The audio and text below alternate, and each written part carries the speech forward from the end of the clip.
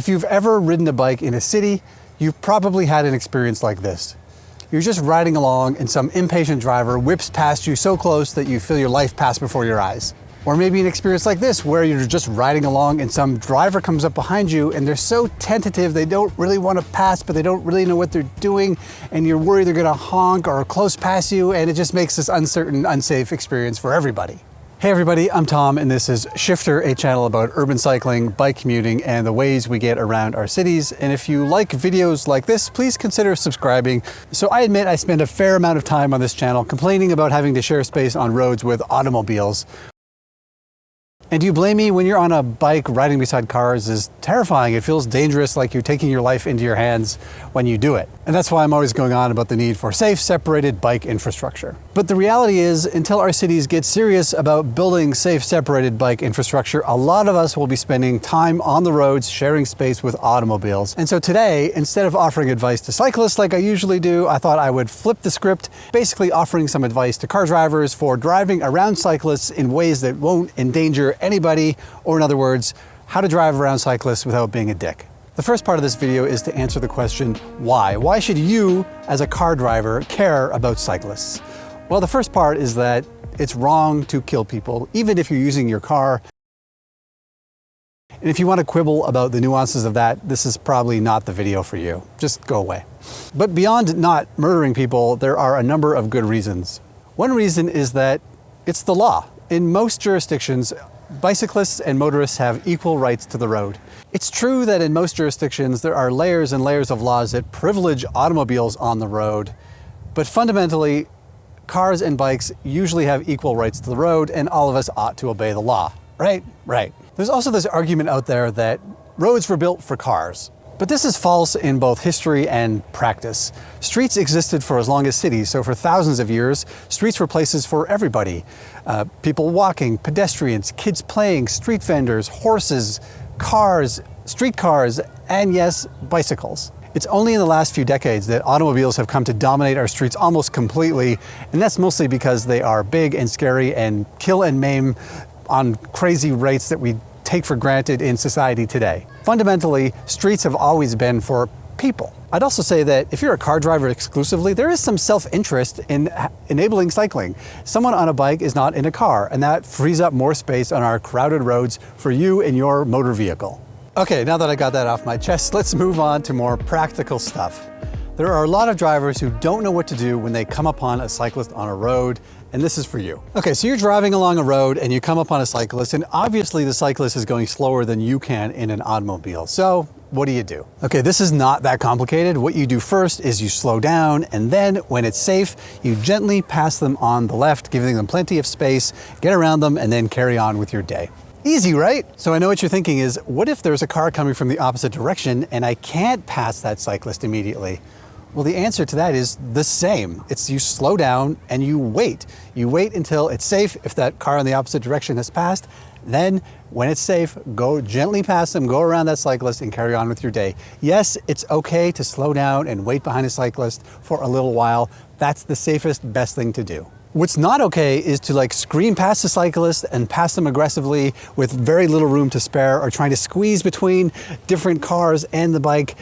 That's super dangerous. You can clip the cyclist. A lot of people don't have great spatial awareness of their vehicle, and they get really close to a cyclist. And if you've never been close passed by a vehicle when you're on a bike, let me tell you, it's terrifying. It's a terrible thing to do. So don't do that. Just be patient, give the cyclist as much space as possible, and go. And also, I would say in lots of jurisdictions, it's not only the right thing to do, it's the law.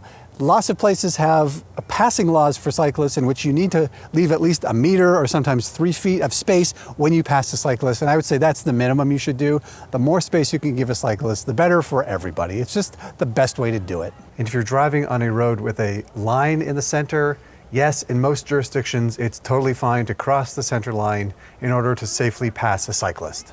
But what if you're impatient or in a hurry to get past that pesky cyclist and they're just there's not enough space? Too bad. Slow down, take it easy, pass them when it's safe. If there was a slow-moving car in front of you, you wouldn't squeeze past them and blow by them as quickly as possible, unless you're a dick. And this video is about how to drive without being a dick. So there you go. Be patient, give them space. Cyclists, you can help out here by staying as far to the right side of the road as is safe and practical. But don't get carried away. I see some cyclists sometimes terrified to move out of the gutter lane, and so they sometimes like move in and out of parked cars in this misguided attempt to stay as far to the right as possible. I think that's dangerous because it's unpredictable and you can't be seen. What I think is better is to like stay to the right as you can, but also assert your place on the road. Don't be weaving in and out of parked cars. Pick that lane and stick to it. Sometimes people call this taking the lane. Just stay consistent, stay visible and predictable, and you'll be safer, and motorists will have more confidence when they move to pass you in a safe way. And for those car drivers out there who think that the cyclist is breaking the law by not traveling at the speed limit or like dangerous driving because they're going too slow, that's just not really a thing.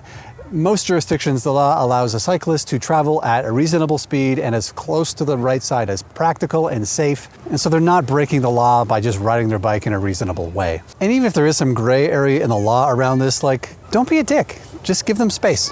Okay, here's another scenario. What if you come upon two cyclists who are riding side by side and they're chatting as they ride, even though the law in your jurisdiction requires them to ride single file? Well, the correct reaction to the situation is not to lean into your horn and threaten those cyclists with a vehicle, which is terrifying and maybe illegal. I would say the correct response is to be patient, wait till it's safe and pass them.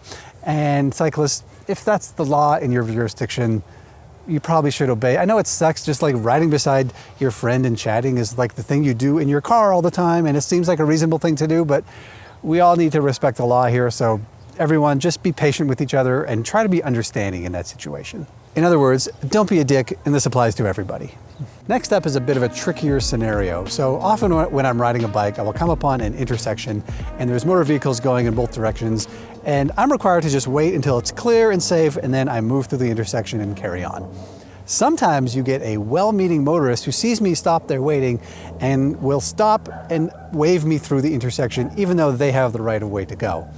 I'm gonna say, motorists, don't do this. I know you're trying to be nice and helpful, but when you stop, it creates a weird situation. Motorists coming the other direction will not know what's going on. It creates confusion. Just carry on if you see a bike, and they will go when it's clear and ready for them to go. I think that's just a safer, more predictable scenario for everybody. That being said, if you do stop and it's clear for me to go, I'll probably take you up on the offer and give you a nice little wave as we go by.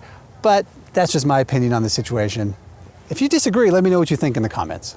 Yes, sometimes I think making a left turn on a bike in busy traffic might be the most dangerous thing I do in my life. Maybe I need to take more risks in my life, but you get the point.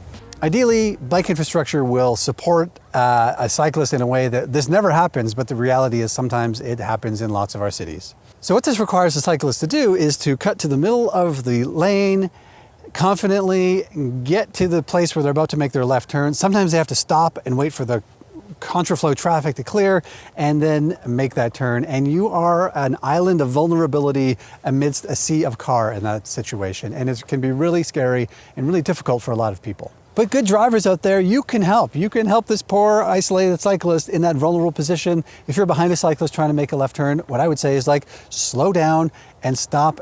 And almost like you can almost create a barrier for them from the cars behind you. So just stop, give some patience, let them make their left turn and then carry on. I know it's tempting to like whip around them, but then you'll get all the other cars flowing around them as well. And that just creates like more moving vehicles, and it's a dangerous situation. So if you really want to be an ally to cyclists, give them a little bit of a buffer, a little bit of protection with your own vehicle. Okay, my last point is more about attitude, and that is the idea of having something radical when you're in your motor vehicle: empathy. There's so much about the experience of driving in an automobile that cuts you off from your surroundings.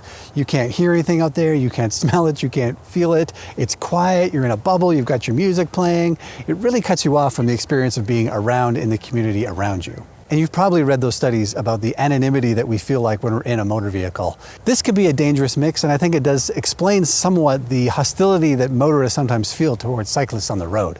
And the solution, other than taking transit and a bike or walking to your destination, which is always a better choice, is empathy.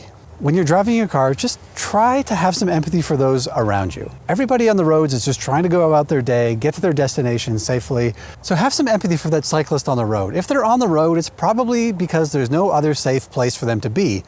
I know most cyclists would choose to be in a bike lane if a bike lane is available. If they didn't have to make that left turn in traffic, they wouldn't. But sometimes that's the only option for a cyclist, and they're just trying to get where they want to go. So have some empathy for the experience that they have on the roads, and also think about the vulnerability that cyclists feel like when they're on that road. Yes, sometimes you may encounter some selfish cyclist who's taking up too much space or seems oblivious or non-caring about everybody else around them, but those are rare. I don't think a lot of cyclists are like that, just like I don't think a lot of drivers are dicks, but those people do exist. So I think that's all of us, whether you're on a bike or in a car, just have some empathy for all the others using the roads around us. This is shared public space, and we need to share it so that we can all get around safely. And when all is said and done, once you get through all this, it's not that hard to not be a dick. So let's all not be dicks. Well, that's it for me. I hope that was helpful. If you have any other tips for driving an automobile safely around cyclists, please share them in the comments below. And let's get out there and get those bike lanes built so we don't have to have this conversation anymore. Okay, thanks for watching. I'll see you next time.